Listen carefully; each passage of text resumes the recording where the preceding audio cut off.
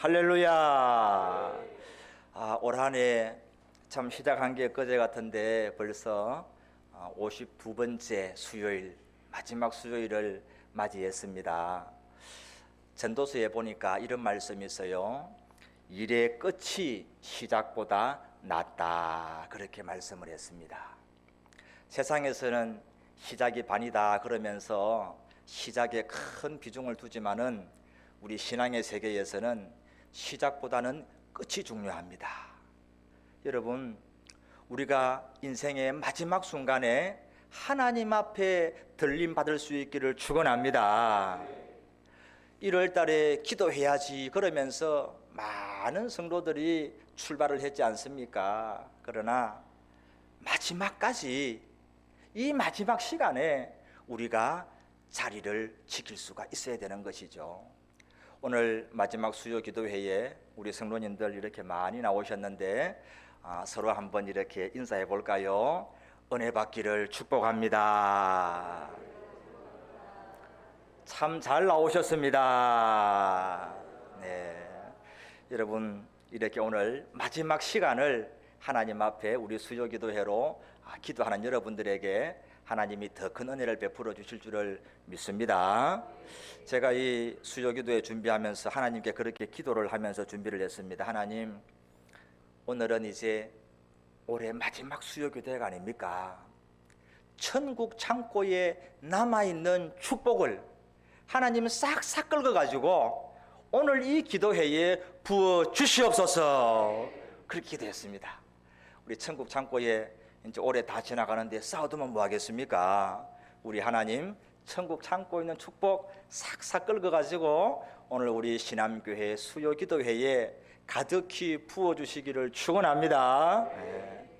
마지막이라는 것은 항상 좀 간절함이 있지 않습니까?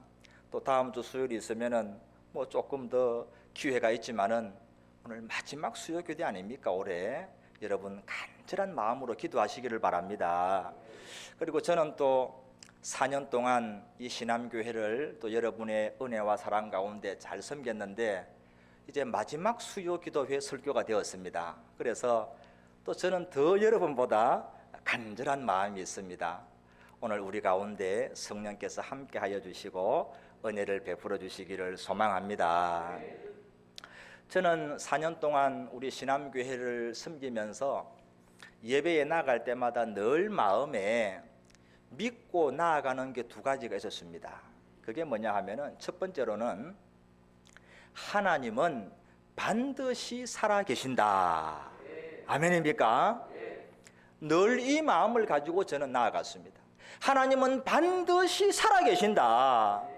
그 살아계신 하나님께 우리가 예배하는 것이고 살아계신 하나님께 기도하는 것이에요. 그래서 우리의 예배, 우리의 기도는 헛되지 않은 줄을 믿습니다. 하나님은 살아계시거든요. 그리고 두 번째 마음이 뭐냐 하니까 하나님은 반드시 우리에게 좋은 것을 주시는 분이시다. 아멘이죠? 하나님은요, 좋으신 하나님이에요. 믿고 나아가는 자에게, 예배하는 자에게, 성도들에게 반드시 좋은 것을 주십니다. 그래서 저는 이 두 가지 마음을 가지고 늘 예배하고 또 하나님을 섬겼습니다. 그래서 히브리서 11장 6절에 그렇게 말씀하잖아요. 믿음이 없이는 하나님을 기쁘시게 하지 못하나니 하나님께 나아가는 자는 반드시 그가 계신 것과 또한 그가 자기를 찾는 자들에게 상 주시는 이심을 믿어야 할지니라. 믿고 나가시기 바랍니다. 오늘도 살아계신 하나님을 믿고 또 좋으신 하나님을 바라보면서 나아갈 때 우리에게 은혜 베푸실 줄을 믿습니다.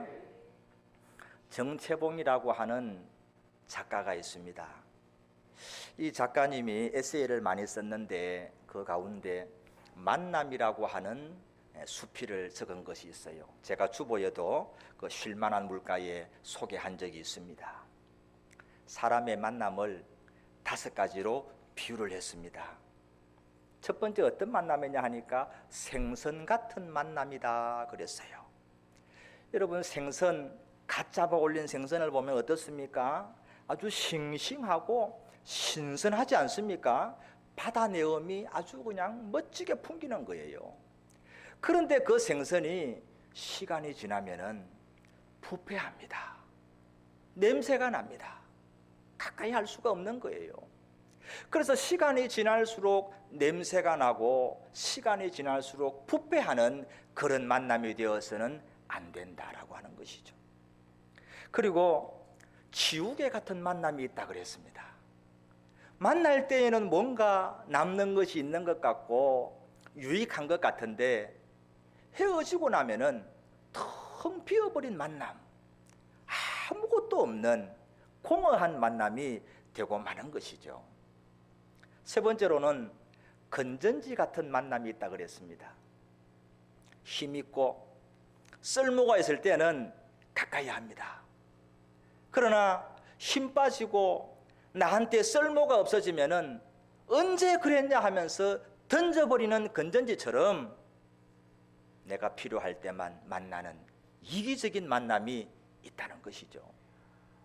그리고 네 번째로는 꽃송이 같은 만남이 있다고 합니다.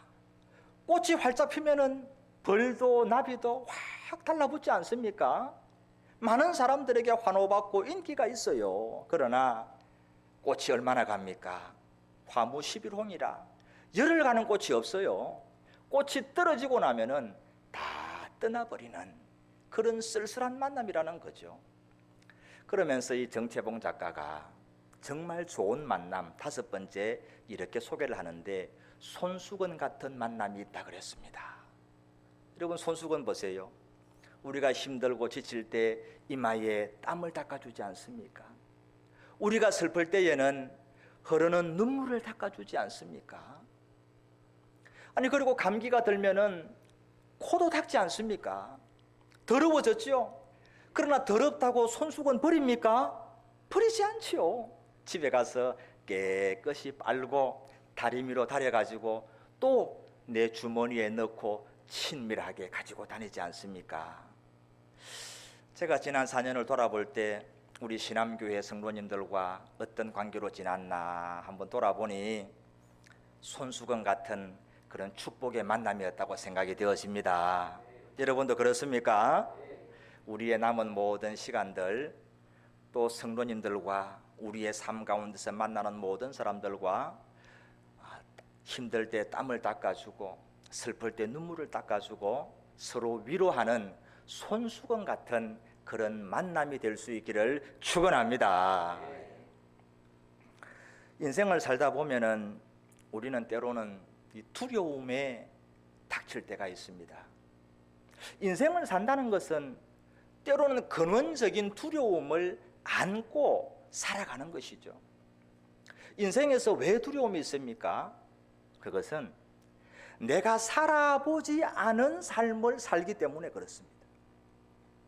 내가 가보지 않은 내일이라고 하는 새로운 시간의 문을 열고 늘 낯선 길을 여행하기 때문에 우리는 인생을 살면서 근본적인 두려움을 가지고 있는 것이죠. 이스라엘 백성이 애굽에서 출애굽을 해가지고 이제 호렙산을 지나서 가데스 바네아에 도착을 했습니다. 아주 짧은 시간에 도착을 했습니다. 그때 하나님께서 모세를 통해서 명령을 합니다. 이제 너희들은 올라가서 가나안 땅을 차지하라 그렇게 말씀을 하니까 이스라엘 백성들이 첫 번째로 느끼는 감정이 뭐냐 하니까 두려움을 느꼈어요. 두려웠어요. 그래서 그들은 올라가지를 못하고 이렇게 구합니다. 어디로 가야 될지 가나안 땅이 어떤 땅인지 모르니까 정탐꾼을 먼저 보내봅시다. 그래서 12명의 정탐꾼을 보냈지 않습니까?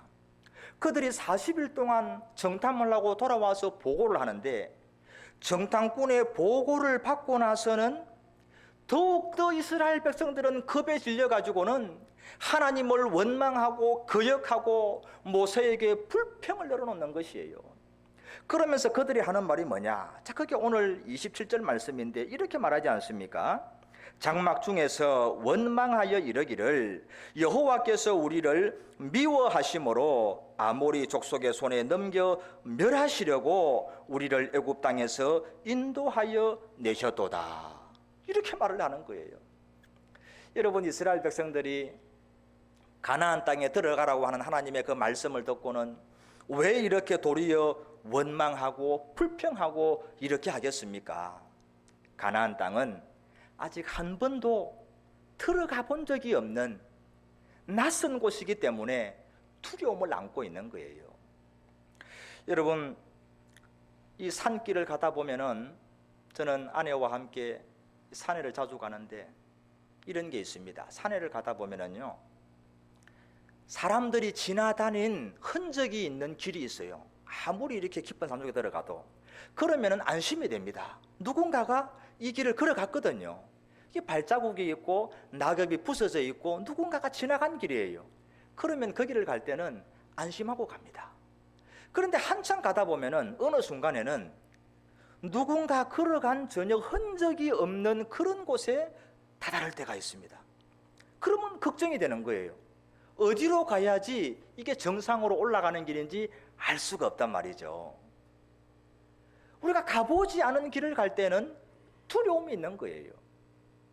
우리 청년들도 마찬가지죠. 우리 청년들 부모님과 함께 부산에서 생활하다가 이제 취업을 해가지고 객지로 나가는 청년들이 많습니다.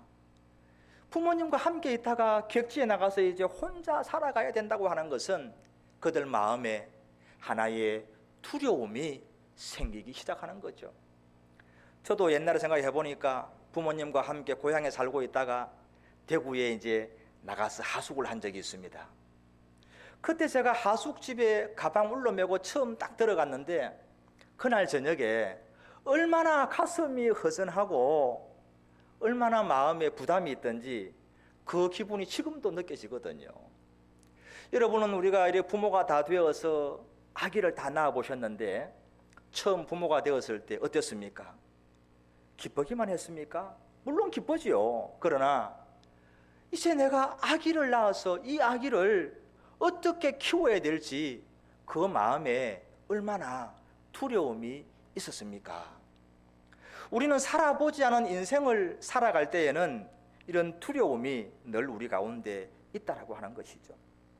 여러분, 우리는 살아보지 않은 인생, 알지 못하는 내일이라고 하는 그 인생을 날마다 살아가는데 가보지 않은 길을 걸어가고 살아보지 않은 인생을 살아갈 때에 우리에게 꼭 필요한 세 가지의 믿음이 있다. 저는 그렇게 생각을 합니다. 우리가 가보지 않은 길을 걸어가면서 살아보지 않은 인생을 살아갈 때 하나님에 대해서 어떤 믿음을 가져야 될 것인가? 자, 그 믿음 가운데 첫 번째는 하나님은 언제나 우리보다 앞서 가시는 하나님이시다. 아멘입니까? 하나님은 언제나 우리보다 먼저 가시는 분이다. 이것을 우리가 굳게 믿어야 된다는 거예요. 지금도 DMZ라고 하는 비무장지대에 가면은 그곳에는 접근을 하지 못하지만은 6.25 전쟁이 끝나고 나서 그곳에 많은 지뢰가 묻혀 있었는데 우리 군인들이 그 주위에서 훈련을 하다가 많은 군인들이 지뢰가 터져가지고 다치거나 목숨을 잃는 일이 허다했다고 합니다. 그래서 나중에 이제 이 지뢰의 위험을 좀 건지기 위해서 어떻게 했느냐 하면은 그 부대가 나아갈 때 옆으로 이렇게 줄을 서가지고 가지 않습니다. 지뢰 전문가가 가장 앞에 서서 한 걸음 한 걸음 지뢰를 탐지하면서 걸어가는 거예요. 그리고 모든 소대원들은 일렬로 서서 그 전문가를 따라서 안전한 길로 갔다라고 하는 것이죠. 여러분, 우리의 인생도 어디에 지뢰가 있는지 우리가 어떻게 알 수 있어요? 우리 알 수 없어요. 우리 인생의 지뢰밭도 하나님이 앞서 가시는 줄을 믿습니다. 하나님 따라가야 되는 거예요. 저는 고향이 시골인데 어릴 때 기억이 참 많이 나요. 아버지와 함께 산에 간 적도 많은데 여름이 되면은 비가 한번 오고 나면은 이 풀들이 쑥쑥 자라지 않습니까? 이 가시가 또 얼마나 잘 자라는지 몰라요. 비가 한 몇 번 오고 나면은 길까지도 막 가시가 막 뻗어나와 있는 거예요. 아버지와 함께 길을 가면은 항상 아버지는 제 앞에 가십니다. 그리고는 낫을 가지고 이 길가로 나온 가시들을 다 잘라주시는 거예요.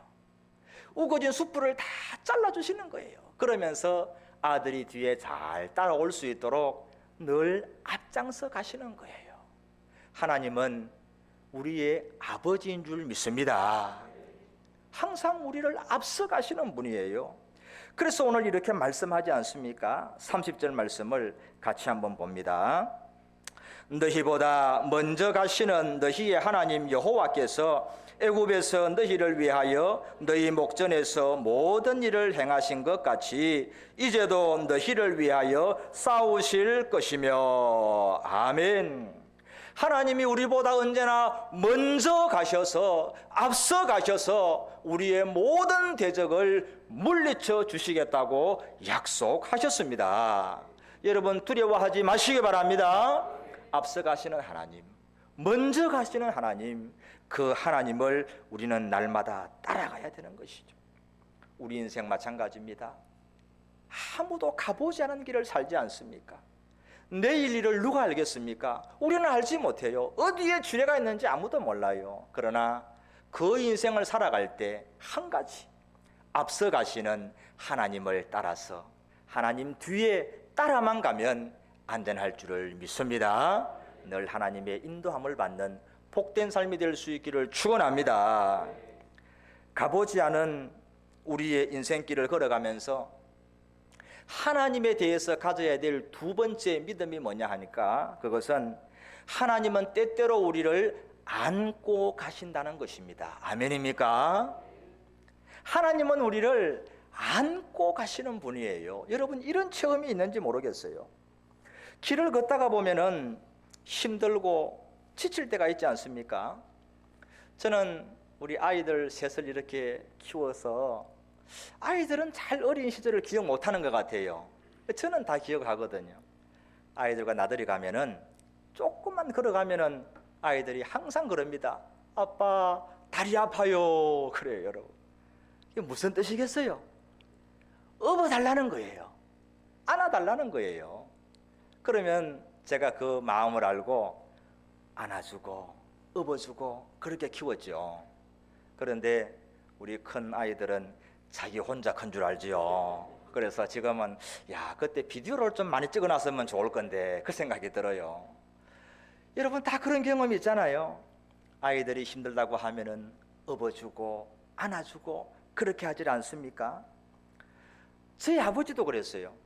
어릴 때 여름에 비가 막 오고 나면은 평소에는 그냥 어린 꼬마도 지나갈 수 있는 그런 겨울이 물이 불어난단 말이에요. 그러면 아버지와 함께 가면은 아버지가 먼저 저만치 나가서 한번 살펴보는 거예요. 물이 얼만큼 오나. 그러면서 돌아와서는 아버지께서 바지를 이렇게 거두시고는 저를 이렇게 업어주시죠. 그리고는 저를 업고 그 겨울물을 첨벙첨벙 지나가더란 말이에요. 여러분 하나님은요 언제나 우리의 아버지가 되셔서 우리가 어려움을 당하고 시련을 당하고 고난을 당할 때는 우리를 업어주시고 우리를 안아주시는 줄을 믿습니다. 그게 하나님이세요. 그런데 하나님은요 우리가 이렇게 평지를 지나갈 때만 업어주고 안아주는 분이 아니에요. 우리가 물 가운데로 지나갈 때에 우리가 때로 불 가운데 지나갈 그때에도 하나님은 우리를 안아주시는 줄 믿습니다. 그래서 이사야 43장 1절에 보니까 우리에게 이렇게 말씀을 하십니다. 너를 창조하신 여호와께서 지금 말씀하시느니라. 너를 지으신 이가 말씀하시느니라. 너는 두려워하지 말라. 내가 너를 구속하였고 내가 너를 지명하여 불렀나니 너는 내 것이라. 아멘. 여러분 아멘입니까? 하나님이 우리를 구속하셨답니다. 구속이 뭐예요? 우리 대신 누군가를 내어주고 우리를 구했단 말이에요. 쓸모없는 노예 같은 우리를 살리기 위해서 아들을 버린 하나님인 줄 믿습니다. 그렇게 구속한 우리를 버려두시겠습니까? 그렇지 않죠. 너를 지명하여 불러주셨나니 우리를 지명하여 우리의 이름을 기억하시고 우리를 부르시면서 너는 내 것이라 그렇게 말씀하는 거예요. 이 하나님은요, 우리가 물 가운데 지낼 때, 불 가운데 지낼 때 어떻게 하시겠습니까? 2절 말씀을 같이 봅니다. 내가 물 가운데로 지날 때에 내가 너와 함께 할 것이라. 강을 건널 때에 물이 너를 침몰하지 못할 것이며 내가 불 가운데로 지날 때에 타지도 아니할 것이요 불꽃이 너를 사르지도 못하리니. 아멘. 여러분, 누구나 인생을 한번 돌이켜 보면은 물 가운데로 지나온 그런 시절도 있고 불 가운데로 지나온 그런 시절도 다 있지 않습니까? 아마 여러분들도 자기의 생애에서 물과 불의 시련이 다 있었을 겁니다. 저는 제 인생에서 한번 돌아볼 때 목회하기 전에 참 많은 시련이 있었어요. 그런데 제 인생을 한번 돌아보니까 그 목회하기 전에 있었던 여러 가지 시련들은 약과였다, 그런 생각이 들어요. 제가 이 설교를 준비하면서 내 인생의 물과 불의 시련은 언제였던가 한번 돌아보니까 2019년도 12월 달이었습니다. 그때 이제 제 아내가 긴 투병을 시작하게 되지 않았습니까? 제가 그전에도 뭐 인생에 시련이 없는 사람이 어디 있겠어요. 많은 어려움이 있었죠. 그런데 이번에 이 시련은 정말 집채만한 파도가 덮치는 그런 느낌이었고 온 산을 태우는 불길이 저에게 덮치는 그런 큰 아픔을 느꼈습니다. 그런데 제가 지나온 모든 시간을 돌이켜보니까 그 모든 순간에도 하나님은 나를 안고 오셨구나, 그렇게 생각이 되어졌습니다. 잊을 수 없는 시간이 있는데 그거는 2020년 4월 10일입니다. 이제 아내가 큰 수술을 하게 되었죠. 아침에 8시 56분에 수술실에 들어갔습니다. 그리고는 저녁 7시 26분에 회복실로 옮겨졌어요. 10시간 30분을 전신 마취를 한 상태에서 수술실에 있었던 거죠. 이런 경험은 정말 없는 경험이었습니다. 1시간도 우리는 수술해 본 적이 없는 가정인데 10시간 30분을 그렇게 수술실에 있었던 거예요. 근데 제가 남편으로서 해줄 수 있는 게 아무것도 없었어요. 수술실 문 앞에까지 제가 따라갔습니다. 침대를 붙잡고 수술실 문이 열리면서 간호사가 보호자는 여기에서 이제 대기실로 가십시오, 그렇게 하는 거예요. 아무것도 해줄 수가 없어요. 안에 들어가서 뭐 손을 잡아줄 수가 있습니까? 뭐 대신 아파줄 수가 있습니까? 그저 침대가 밀려 들어가는 것을 바라보면서 이제 저는 대기실에 와서 그 10시간 30분 동안 음식도 먹지 않고 물 한 방울 마시지 않고 시편을 묵상하면서 하나님께 기도만 했어요.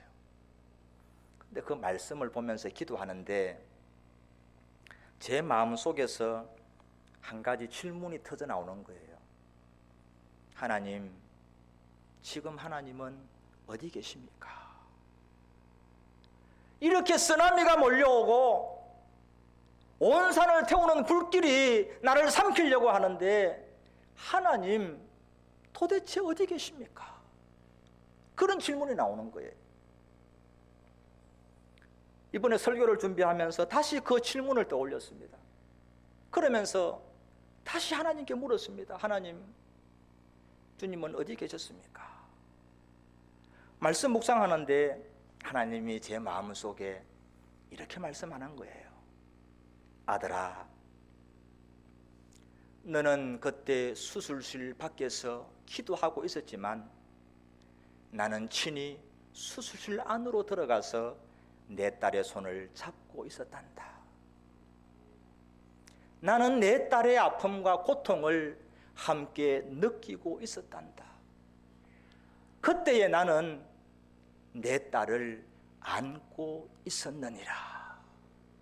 아멘입니까? 그게 하나님이에요. 하나님은 우리가 시련을 당하고 고난을 당하고 어려움을 당할 때 그때 우리를 안고 가시는 줄을 믿습니다. 여러분, 지금 이 자리에 계신 성도님 가운데서도 시련을 당하는 분이 있습니까? 쓰나미가 몰려오고 산을 집어삼키는 불길 가운데 있는 분이 있습니까? 여러분, 이 말씀 기억하세요.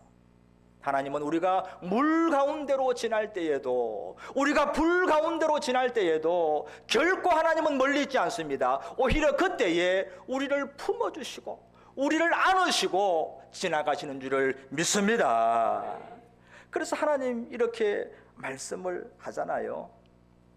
여러분, 하나님께서 우리에게 어떤 말씀을 하십니까? 31절 말씀을 우리 같이 한번 읽어보겠습니다. 31절 말씀. 광야에서도 너희가 당하였거니와 사람이 자기의 아들을 안는 것 같이 너희의 하나님 여호와께서 너희가 걸어온 길에서 너희를 안으사 이곳까지 이르게 하셨느니라. 아멘. 할렐루야. 하나님은 아버지가 아들을 안아주는 것처럼, 업어주는 것처럼 하나님은 우리를 안고 이곳까지 이르게 하셨다. 우리 힘으로 어떻게 살아갈 수 있습니까? 오늘 이 자리에까지 온 것은 어렵고 힘든 고난의 순간에 우리를 안고 걸어가신 하나님의 은혜인 줄 믿습니다. 그 하나님에게 때로는 업히시고 때로는 안기시면서 믿음의 길 걸어갈 수 있기를 축원합니다. 아직 가보지 않은 길을 걸으면서 우리가 하나님에 대해서 가져야 될 세 번째 믿음이 있는데요, 그것은 뭐냐 하니까 불기둥 구름기둥으로 함께 하시면서 우리의 갈 길을 지시하시는 그 하나님을 우리가 믿어야 된다는 거예요. 이스라엘 백성들은 광야 40년 하나님께서 인도하신 불기둥, 구름기둥을 따라서 그들은 갈 수가 있었다는 것이죠. 그래서 오늘 33절에 그렇게 말씀합니다. 자, 33절 같이 봅니다. 시작.